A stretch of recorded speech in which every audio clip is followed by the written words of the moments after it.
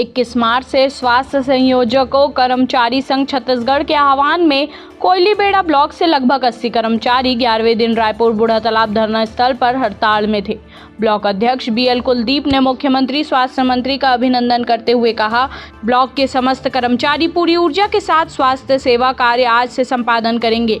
आज शनिवार को साझा रणनीति बनाया जाएगा और जिला कलेक्टर का महत्वपूर्ण निर्णय जो हड़ताल में बाधित हुआ था, संवैधानिक अधिकार के खातिर कार्यक्रम में दिक्कत आने से खेद व्यक्त की है। प्रति बुधवार आयोजित होने वाली साप्ताहिक कोविड वैक्सीनेशन सफल करने स्वास्थ्य संयोजक पूरी ताकत झोंक देंगे।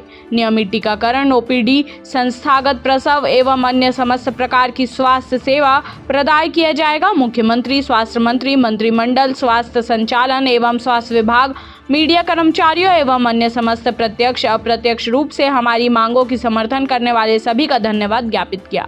पखांजूर से बिप्लव कुंडू की रिपोर्ट। खंड चिकित्सा कार्यालय एक साथ एकत्रित हुए किस कारण? हम लोग सर जी पिछले 21 तारीख से अनिश्चितकालीन धरना पर रायपुर गए थे, जो हमारा 31 तारीख को ख़त्म हो गया, जो हम लोग ज्वाइनिंग करने यहाँ 1 तारीख को BMO कार्यालय में उपस्थित हुए थे। तो आज ज्वाइनिंग दे रहे हैं लोग?